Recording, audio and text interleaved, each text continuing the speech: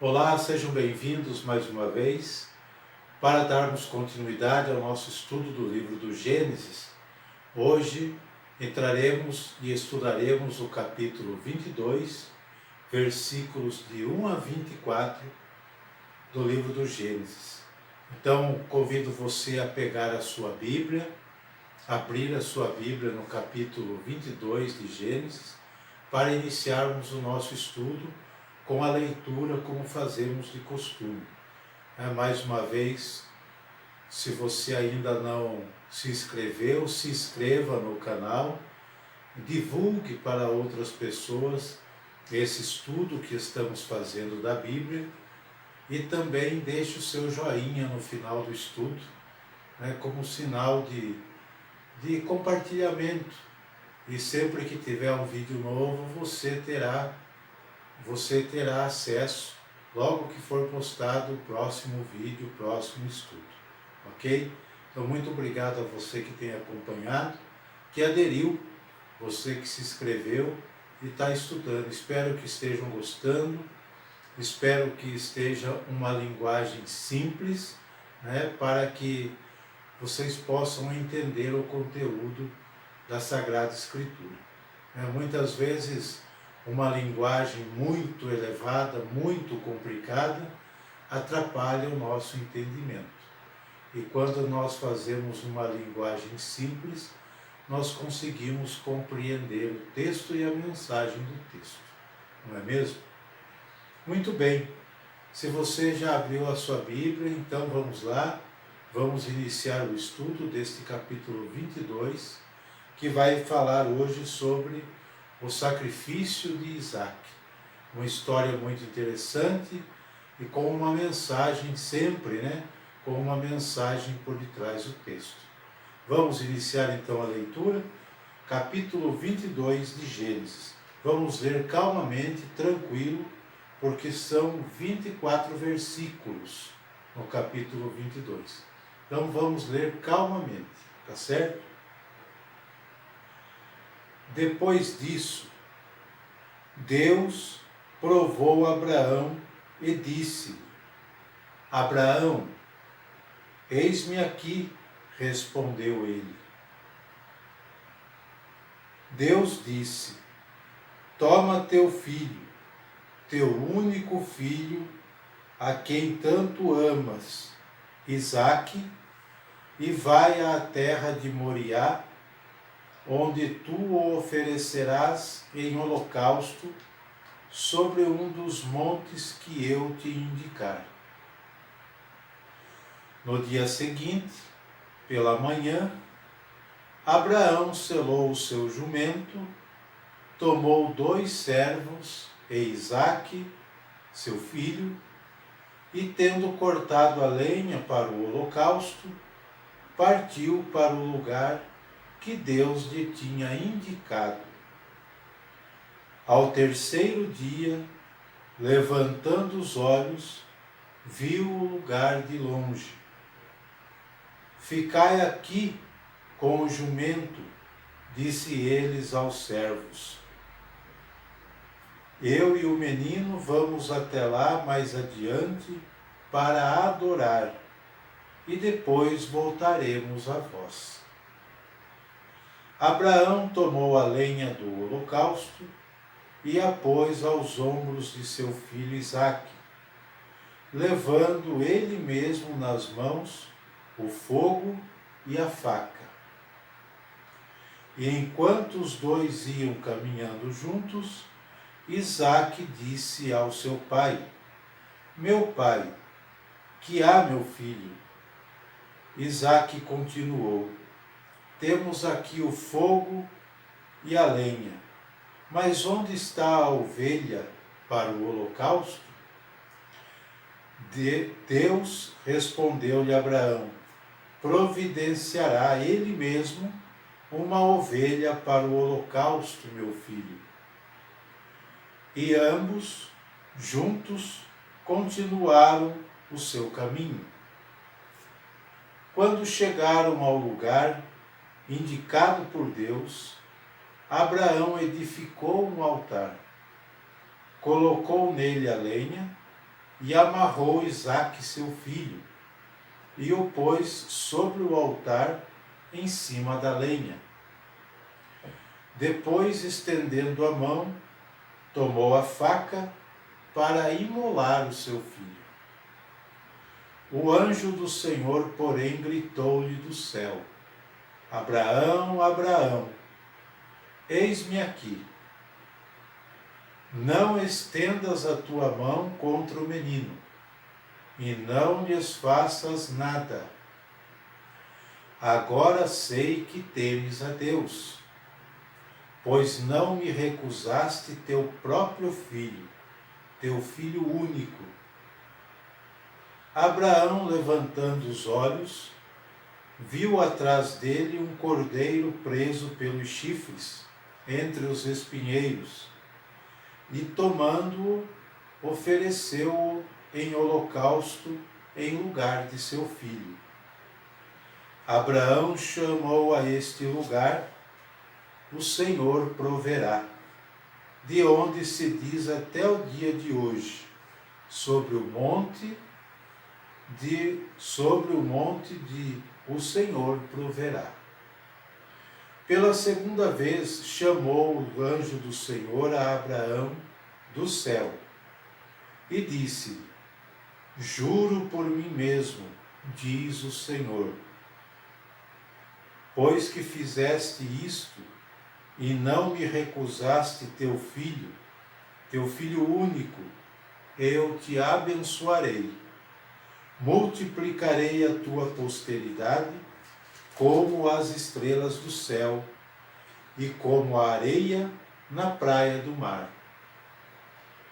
Ela possuirá a porta dos teus inimigos, e todas as nações da terra desejarão ser bendita como ela, porque obedeceste à minha voz. Abraão voltou então para os seus servos e foram juntos para Bersabeia, onde fixou sua residência. Depois destes acontecimentos, vieram dizer a Abraão: Melca deu também filhos a Nacor, teu irmão, Uz, o primogênito, Buz, seu irmão, Camuel, pai de Arã, Cased, Azal, Feldas, Gedilaf e Batuel. Batuel foi o pai de Rebeca. Estes são os 8 filhos que Melca deu a Nacor, irmão de Abraão. Sua concubina, chamada Reuma, teve também filhos: Tabé, Gaã, Taás e Maaca. Muito bem, esta é a leitura do capítulo 22 de Gênesis. Vamos estudar esse texto que, a princípio, quando a gente começa a ler, pode ser que provoque um choque interior, vamos dizer assim, porque é meio chocante, claro, nós vermos um pai que desejou tanto ter um filho, né? E de repente ele decide sacrificar esse filho para provar a sua lealdade a um Deus. Como é essa história? Então é meio chocante da gente entender. Para a nossa cultura e para a nossa realidade, isso não cabe. Isso não desce, tanto para a nossa cultura como outras culturas, né? E isso era típico de culturas em torno de Abraão. Era como que normal, né? Nós vamos ver isso no decorrer do nosso estudo, certo? Não fiquem chocados. Vamos estudar o texto para entendê-lo, ok? Então, o que o texto diz? Estamos diante de um relato muito interessante, mas que, se lido de forma literal, como sempre falamos, poderemos distorcer a imagem real do Deus bíblico. Poderemos distorcer a imagem real do Deus bíblico, que sempre tem como prioridade a vida. Ah, mas como que Deus pede para que Abraão mate seu único filho? Então, cuidado com a interpretação. Se não houver uma correta interpretação, você distorce a imagem de Deus, que é sempre a favor da vida. Ok? Começa o texto dizendo que Deus coloca Abraão à prova, que lhe manda ir com o seu único filho, Isaque, o legítimo herdeiro da promessa, para a terra de Moriá, para oferecer o menino em holocausto, sobre um dos montes que o próprio Deus deveria indicar. Assim diz o texto para nós. Mas que Deus é esse? Cruel, sem compaixão, que brinca com a fé das pessoas? Que Deus é esse? É chocante, a grosso modo, depararmos com esta imagem de Deus. Esta definitivamente, ou melhor, este definitivamente não é o Deus bíblico. Não é. Que tem como preocupação fundamental a vida.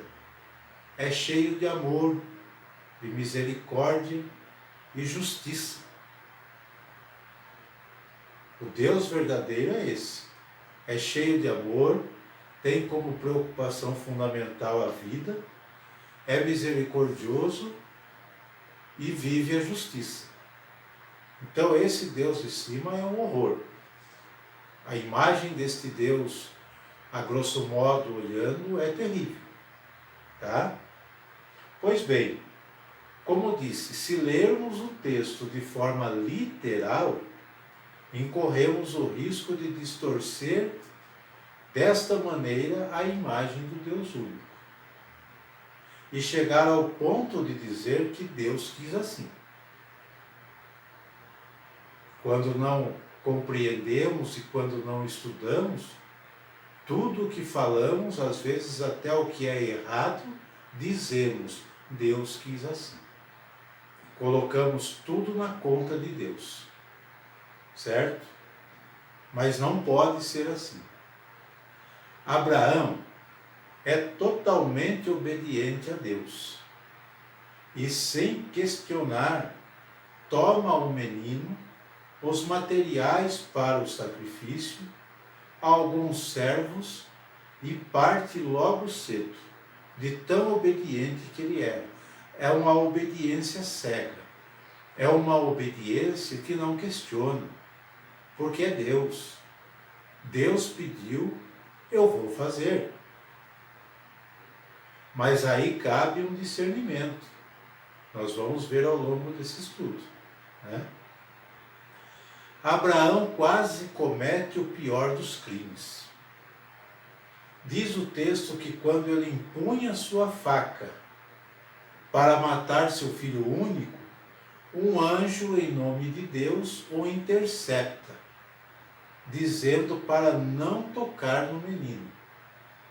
Parece uma brincadeira com a fé, mas não é. Por que parece uma brincadeira? Porque ora entendemos que o próprio Deus mandou Abraão executar esse assassinato do seu filho.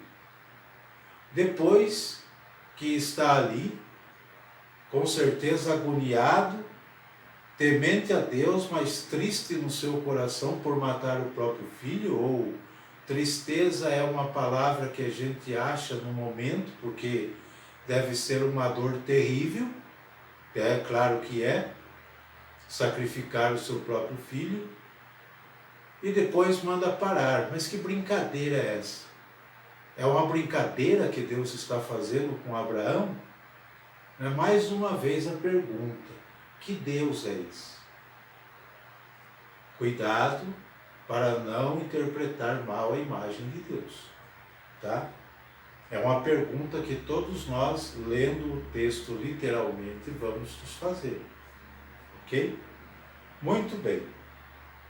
Parece uma brincadeira com a fé, mas não é.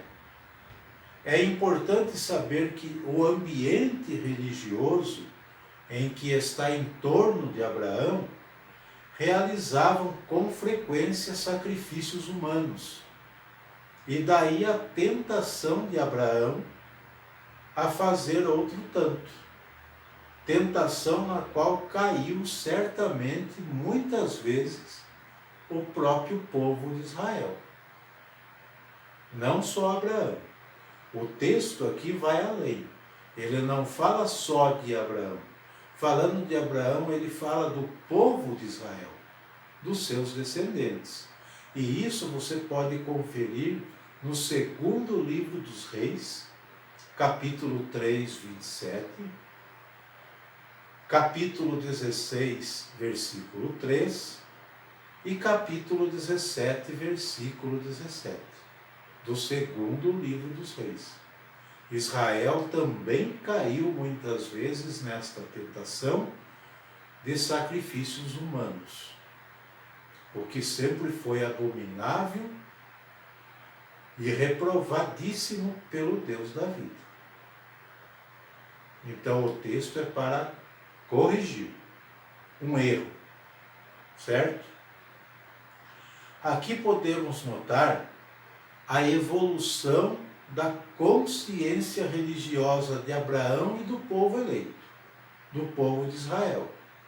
A consciência religiosa vai evoluindo, vai compreendendo que o Deus da vida não é assim. Ele não exige tais sacrifícios. Né? É uma evolução que nem sempre é de forma ascendente. O crente assume como vontade divina, como palavra de Deus, sua própria vontade à divindade. Às vezes é vontade própria e não de Deus. Exige aí um discernimento, tá? Cuidado, porque nem tudo é vontade de Deus. Muitas vezes é vontade humana, própria de cada um, e nós jogamos na conta de Deus. Ok? Então veja bem, é uma evolução que nem sempre, a evolução da consciência religiosa de Abraão e do povo eleito, nem sempre é uma evolução de forma ascendente. O crente assume como vontade divina, como palavra de Deus, o que ele acredita lhe ser mandado ou ordenado pela divindade, ou oferecido por sua própria vontade à divindade, procurando agradá-la, no intuito de agradar a divindade. Abraão, a consciência do povo é assim, a consciência de Abraão e do povo eleito vai se formando, né? Não está pronto, ok?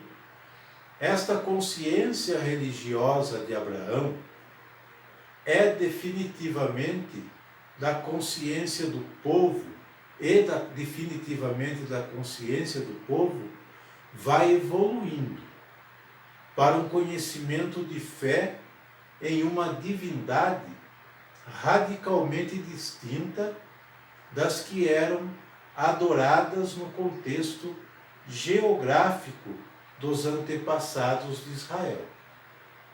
Então esse Deus é diferente dos deuses que no contexto geográfico dos antepassados se adoravam. É um Deus que diferencia dos outros, tá?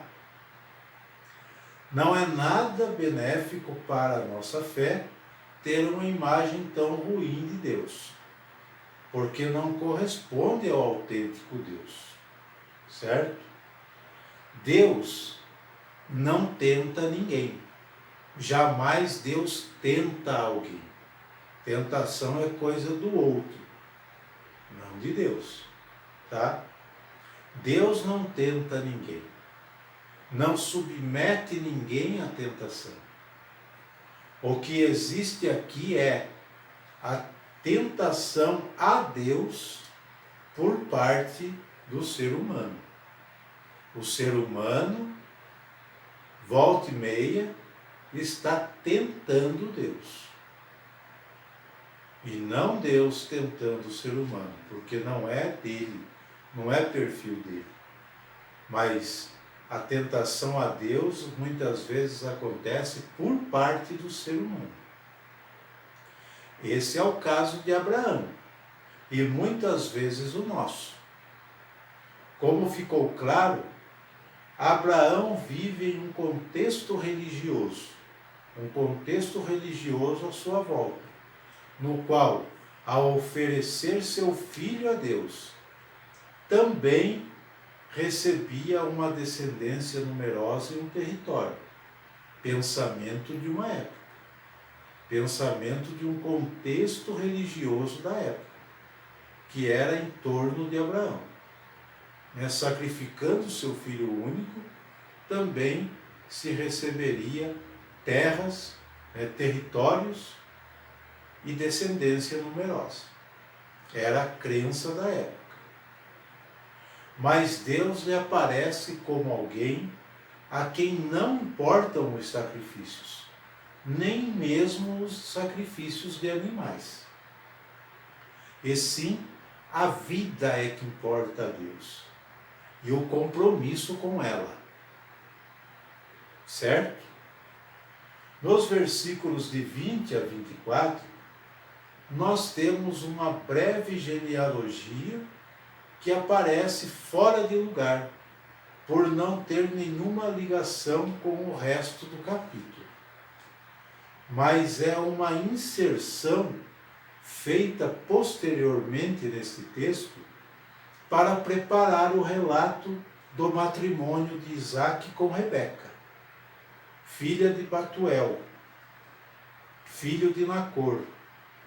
Em Gênesis 24, de 1 a 67, os parentes próximos de Abraão. Então esse é o conteúdo do texto que nós vemos, que nós vimos, que nós estudamos hoje. Ficou claro que realmente Deus é o Deus da vida e não da morte? Jamais Deus ia pedir um sacrifício desses a alguém, muito menos ao patriarca. Essa tentação veio do íntimo de Abraão, com o intuito de agradar a Deus, de mostrar a sua lealdade e sua fidelidade. Porque o centro, agora a mensagem do texto que nós vamos ver é: o centro deste relato não é a ordem de Deus, nem a atitude obediente de Abraão. O centro deste capítulo não está na ordem que Deus dá a Abraão e nem na obediência cega de Abraão. O ponto central do texto, desta narrativa, está na ordem de Deus para não tocar no menino. Versículo 12. Quando Deus fala, podemos ler lá: não estendas a tua mão contra o menino, e não lhes faças nada. Agora sei que temes a Deus. O ponto central do capítulo é esse versículo, o 12, onde Deus ordena a Abraão a não tocar, não ferir o menino, porque ele não se agrada com essa atitude, certo? Abraão, assim, se conscientiza de que está diante de um Deus da vida, que não quer nem exige nenhum sacrifício humano. Podemos dizer que o que Deus exige de Abraão é que se revolte, podemos dizer assim. É que o que Deus exige de Abraão é que ele se revolte contra tudo aquilo que ameace a vida. E assuma um compromisso muito mais radical em favor dela, em favor da vida. Tá? Esse é o verdadeiro Deus bíblico. Esta é a verdadeira imagem do Deus da Bíblia. Aquele que criou a vida, que está comprometido com ela e que é tudo e que é contra tudo aquilo que a ameaça. O desejo de Deus é que todos nós que cremos nele lutemos a favor da vida e contra tudo aquilo que ameaça, que a ameaça. Ok? Então esta é a mensagem deste capítulo interessantíssimo que nós lemos, que, como eu disse lá no início, provoca um choque quando estamos fazendo a leitura do texto, mas quando estudamos, nós vamos entender qual é a mensagem do capítulo. O que o narrador bíblico quis dizer para nós, o que Deus quis dizer para nós com estes fatos, com esses acontecimentos do capítulo, tá? O que Deus quer de nós, o que Deus queria de Abraão e quer de nós, o desejo de Deus é que todos nós que cremos nele lutemos a favor da vida e contra tudo aquilo que a ameaça. Entenderam o capítulo? Espero que tenham entendido, espero que tenham gostado e até o próximo encontro, se Deus quiser, onde vamos dar continuidade, vamos fazer a leitura do capítulo 23 do livro do Gênesis. Até lá, um abraço a todos, deixe seu joinha, compartilhe, para que mais e mais pessoas façam parte desse grupo de estudo conosco. Um abraço a todos.